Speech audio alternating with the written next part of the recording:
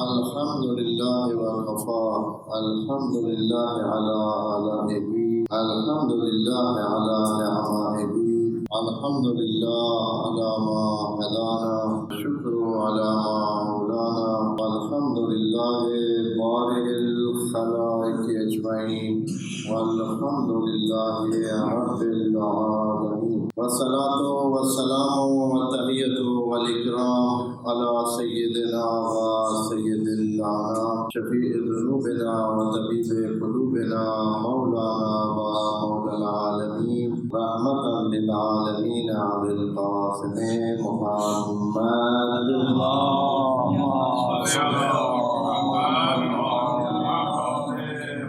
وعلى أهل بيته الطيبين الطاهرين المعصومين المنتخبين المنتجبين المصطفين المرتضين الصادقين والصديقين الطاهرين والمتأهلين الخالصين والمخلصين والمخلصين أمراء المؤمنين والمتقين والصالحين وأمناء الله في العالمين سيما بقية الله وحجة الله في العالمين الذين قال الله تبارك وتعالى في حقهم وفي شأنهم إنما يريد الله ليذهب عنكم الرجس أهل البيت ويطهركم تطهيرا.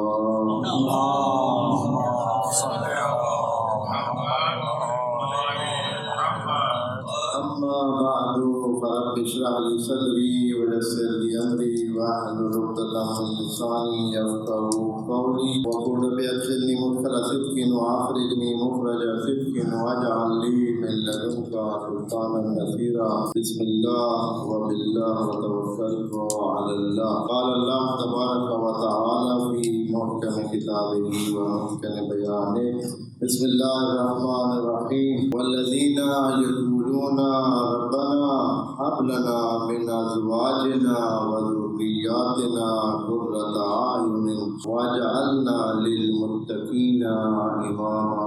صدق الله العلي العظيم. محمد وعلى محمد صلوات.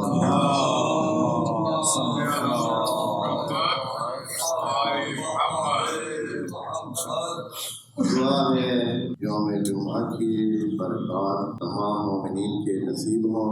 اس مبارک دن میں جس کو مبارک بھی اسی لیے کہا گیا ہے کہ اس میں برکتیں سمیٹنے والوں کو ملتی ہیں. خود بخود نہیں بلکہ برکت ملنے کا دن ہے. اگر کوئی دینے والا ہو خدا کریم انشاءاللہ تمام مومنین کو توفیقات عالی برائے رسول برکات نصیب فرمائے. مریض مومنین کو شفا عاجل نصیب فرمائے. سفر والے مومنین کے سفر بخیر فرمائے. پردیس میں موجود مومنین کے کو وطن آنے میں مدد فرمائے. تمام مومنین مسلمین تمام انسانوں کو اس بلائے بیماری سے محفوظ فرمائے. تمام مومنین جو مشکلات رکھتے ہیں ان کی مشکلات رفع فرمائے. امام زمان کے ظہور میں تعجیل فرمائے. آنے سے پہلے اس نورانی مقدس وجود کو ہم سے خوشنود اور راضی فرمائے. ہماری ان بہت ہی معمولی اور حقیر دعاؤں کو اپنی بارگاہ میں قبول فرمائے. دعاؤں کی قبولیت کے لیے بلند آواز سے صلوات.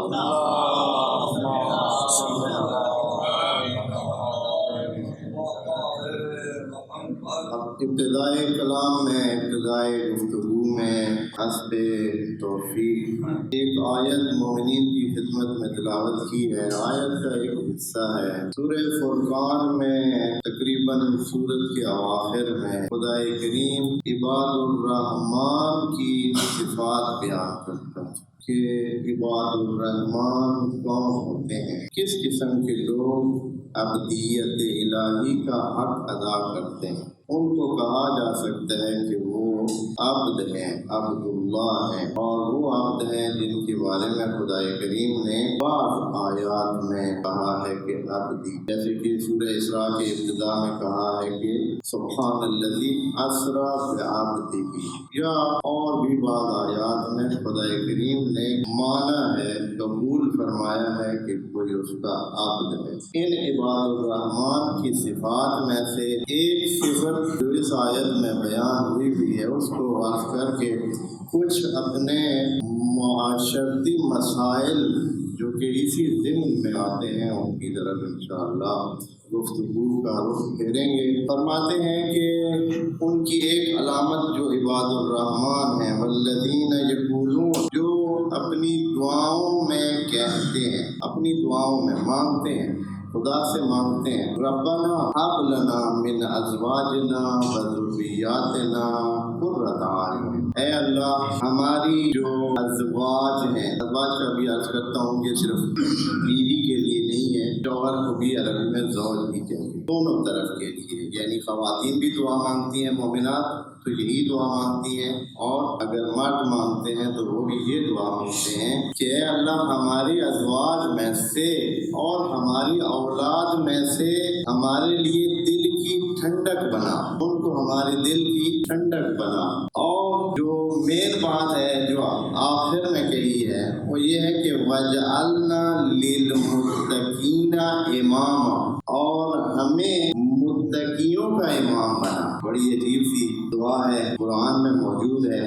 تھوڑا سا اس میں لفظ امام کے حوالے سے بھی مومنین کے لیے چشم کشا ہوگا کہ لفظ امام ذرا وسعت کا معنی رکھتا ہے اور صرف اس معنی میں محدود نہیں ہے جو ہم اہل بیت کے ماننے والے اکثر امام کا لفظ بول کر معنی لیتے ہیں۔ امام کا مطلب ہے اگوان، جو بھی آگے چلنے والا، جو بھی کسی دوسرے کو پیچھے لگا کر آگے چلنے والا ہو اس کو کہتے ہیں امام۔ قرآن کے الفاظ ہیں جس میں دعا کے الفاظ ہیں، دعا مانگی جا رہی ہے کہ اے اللہ ہمیں متقیوں کا امام بنا دے۔ اب یہ بہت ہی دھیان والی گفتگو ہے اور انشاءاللہ مومنین تھوڑا سا اس کی باریکیوں کی طرف بھی توجہ فرمائیں گے۔ کہہ رہے ہیں کہ اے اللہ ہماری ازواج میں سے اور ہماری اولاد میں سے ہمارے لیے دل کی ٹھنڈک ہمیں نصیب فرما، یعنی ان کو ایسا قرار دے کہ وہ ہمارے دلوں کے لیے ٹھنڈک اور ہمارے دلوں کے لیے قرۃ اعین، ہماری آنکھوں کی روشنائی، آنکھوں کی ٹھنڈک کا باعث بنے۔ اچھا، یہاں ممکن ہے یہ ذہن میں چلا جائے کہ معیار کیا ہے، آپ کے دل کی ٹھنڈک کس طرح آپ کو ملتی ہے۔ ہر بندے کا علیحدہ ایک معیار ہے۔ کوئی بندہ ممکن ہے کہ اس کی اولاد اگر کسی اچھے عہدے پر یا کماؤ بیٹے بن جائیں، اگر اچھی کمائی کے مالک بن جائیں، تو وہ سمجھتے ہیں کہ بہت خوش ہوتے ہیں اور اس سے ان کے دلوں کو بہت آرامش ملتی ہے۔ بعض دوسرے کے حوالے سے بعض ممکن ہے کہ ان کے لیے عزت کما کے لے آئیں، بعض ان کے لیے نام اونچا کرنے کا باعث بنے، بعض ان کے لیے اولاد کی احتیاط کا باعث بنے۔ ممکن ہے ان میں سے ایک بھی ہو جس کے بہت سارے بچے ہوں آگے، تو وہ اس بات پر خوش ہوں کہ ہمارا جو ہے لمبا خاندان بہت بڑا بن رہا ہے، اس حوالے سے خوش ہوں۔ تو اے اللہ یہ مومنین ان کے دل میں کیا ہے، کس حوالے سے یہ کہہ رہے ہیں کہ ہماری ازواج، ہماری اولاد ہمارے لیے دل کی ٹھنڈک بنے۔ اگلی جو عبارت ہے، جملہ جو آگے ہے، اس میں اس بات کو بڑے ہی خاص انداز میں ڈائریکٹ نہیں بیان کیا، ایسے کہ سمجھنے والے سمجھ جائیں کہ حضرت الہ کا کیا مقصد اور معنی ہے۔ فرماتے ہیں کہ وَجَعَلْنَا لِلْمُتَّقِينَ إِمَامًا، ہمیں متقیوں کا اگوان بنا دے، یعنی ہماری اولاد اور ازواج متقیوں کا ایک گروہ ہوں اور ہم ان کے آگے، یعنی جیسے ہم متقی ہیں ہماری اولاد اور ہماری ازواج بھی ایک متقیوں کا گروہ ہو اور میں ان کے آگے ہوں، اس طرح وہ جو میرے ساتھ چلنے والا گروہ ہے میرے لیے دل کی ٹھنڈک کا باعث بنے، ہمارے لیے ٹھنڈک کے چشم کا باعث بنے۔ اس طرح بہت ساری ذمہ داریاں مومن پر آ جاتی ہیں، بہت ساری ذمہ داریاں اولاد پر آ جاتی ہیں، بہت ہی ایک سلسلہ بن جاتا ہے۔ صرف ایک بات دل خوش کرنے کی تو ہے ہی نہیں، یہ تو ایک پوری کردار سازی چاہتی ہے۔ متقی ہونے کے لیے ایک ٹھیک ٹھاک نظام چاہیے۔ یہاں اس آیت کو نظر میں رکھتے ہوئے خدا کریم کی جو بیان کردہ یہ متقی کی سلسلے ہیں، اس میں تربیت اولاد کے حوالے سے آج تھوڑی سی بات کرنی ہے۔ ہم سب یا تو کسی کے اولاد ہیں، ہمارا کوئی تربیت کرنے والا ہے، یا پھر ہم خود صاحب اولاد ہیں اور کسی کی تربیت کا ذمہ ہمارے پاس ہے، یا پھر ہم استاد ہیں، یا پھر ہم سکھانے والے ہیں، کوئی چاچو ہیں، کوئی ماموں ہیں، کوئی اور کسی کا بزرگ ہے، تو ایک سلسلہ ہے تربیت کا۔ تو یہ جو بچے ہوتے ہیں یہ ہماری اولاد ہی شمار ہوتے ہیں۔ اسلام میں تربیت کا، اولاد کی تربیت اور اولاد کے حقوق کیا ہیں، پہلے حقوق سے ہی شروع ہوتی ہے بات کہ پہلے یہ بیان کرتے ہیں کہ اسلام نے اولاد کے لیے کیا حقوق رکھے ہیں۔ والدین کی بھی بات ہے، لیکن یہاں ابھی آج کیونکہ ہمارا مورد بات یہ چیز نہیں ہے، اس لیے نہیں تو والدین کے حق کو تو خدا نے اپنے ساتھ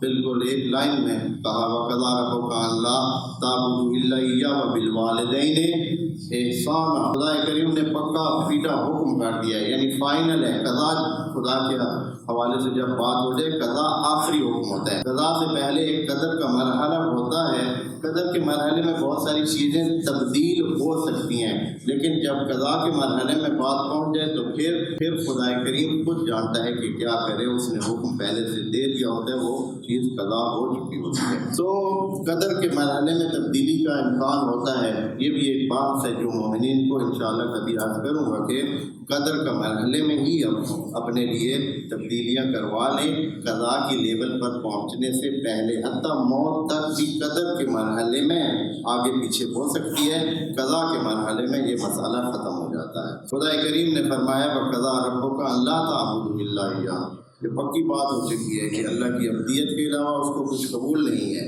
اور دوسرا کیا، وَبِالْوَالِدَيْنِ احسانہ، اس نے بالکل آخری درجے کی بات کہہ دی۔ اب اس کے اوپر کوئی بات ہے ہی نہیں کہ والدین کے ساتھ اچھائی کریں۔ اب اس سے دوسری بات خدا کریم سننا ہی نہیں چاہتا ہے والدین کے حوالے سے، تو اس حوالے سے بھی بات لمبی ہے، وہ انشاءاللہ کریں گے۔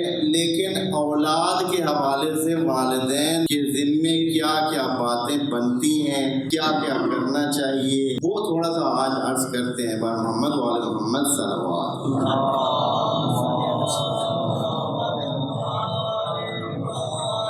اسلام نے آ کر جیسے کہ باقی تمام انسانیت کے تکامل کے مراحل کو اپنے ہاتھ میں لیا اور انسان کے لیے ہدایت کا راستہ سامنے رکھا ہے۔ ہدایت کا معنی بھی بتاتا جاؤں، ہدایت سے شاید ذہن میں کبھی نہ آتا ہو آپ دوستوں کے، ہدایت یعنی تعلیم، ہدایت یعنی علم، ہدایت ایک دوسرا لفظ ہے علم دینے کے لیے۔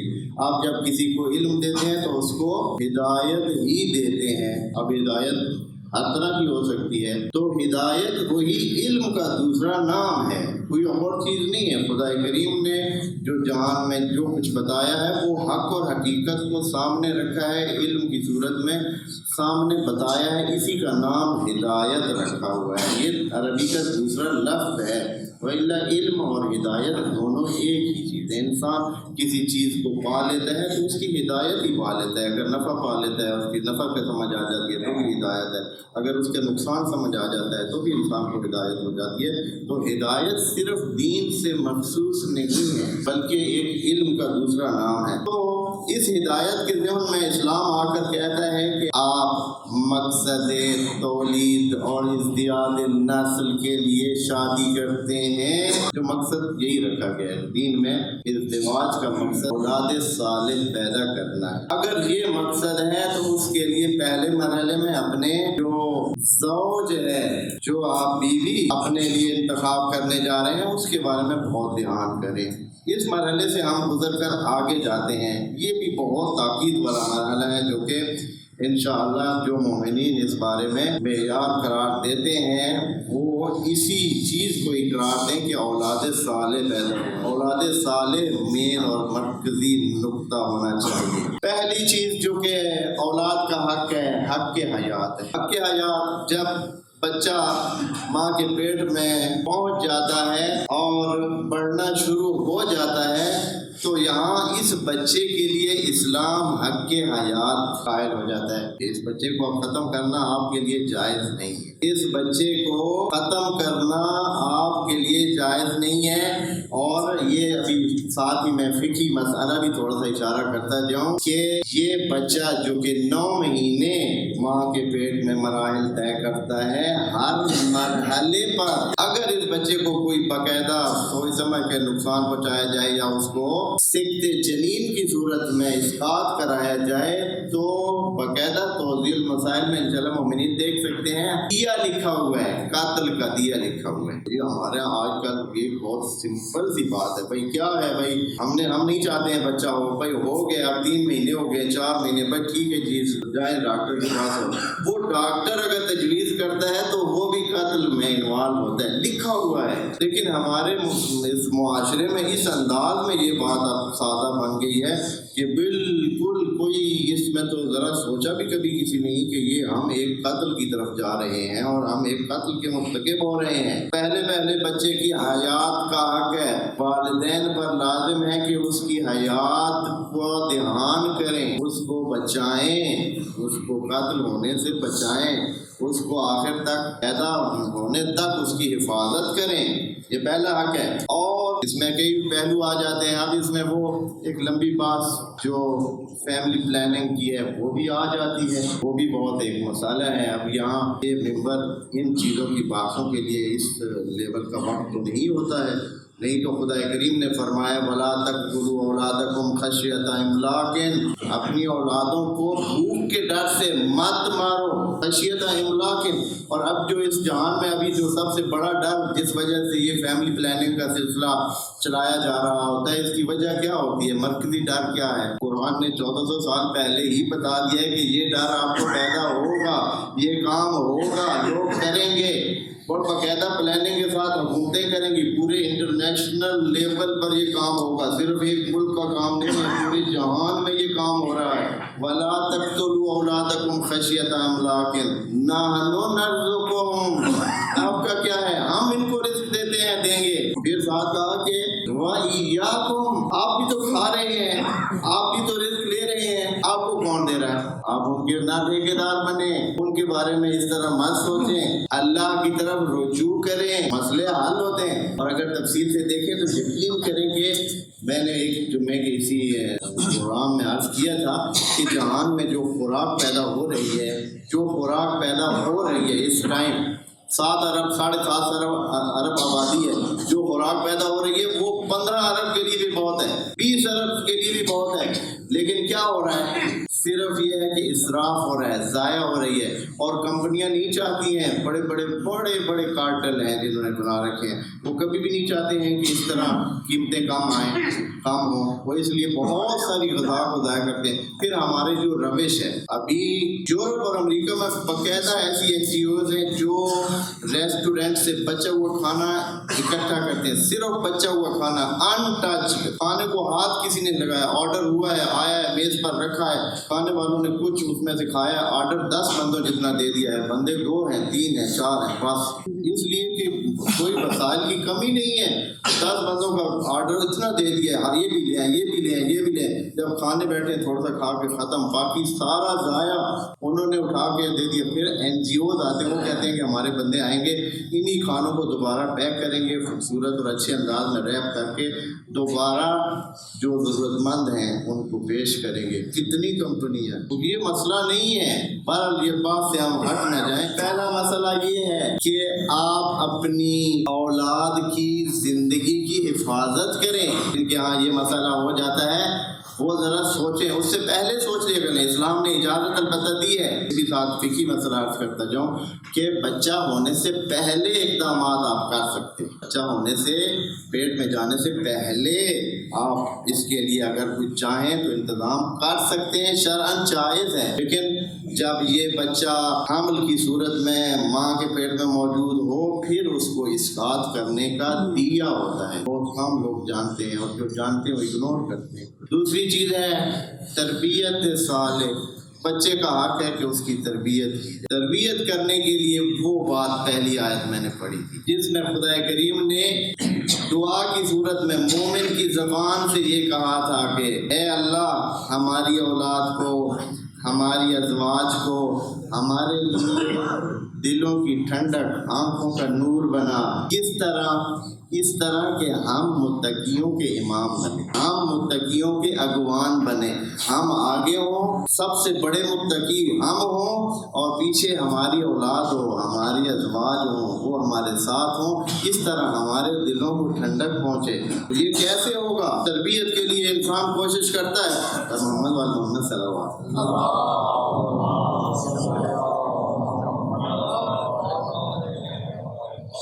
تربیت کا حکم تو ہے، زبانی بھائی تربیت کرے گا کوئی، صرف کہہ دیں گے کہ ہاں جی اے بیٹے آپ پڑھا کریں، آپ نماز پڑھا کریں، مسجد میں ضرور جایا کرو، میں مولانا صاحب سے پوچھوں گا کہ تم نماز میں گئے تھے یا نہیں، اچھا جی آپ خود، اب میرے تو کام ہے جی، میں تو مصروف ہوں، خود تو نہیں پڑھتا ہے، خود کوئی اچھا کام نہیں کرتا ہے، بیٹے سے توقع ہے کہ وہ جھوٹ نہ بولے، خود کیسے کرتے ہیں بھیا، خود تو سارا دن اسی کام میں مصروف رہتے ہیں۔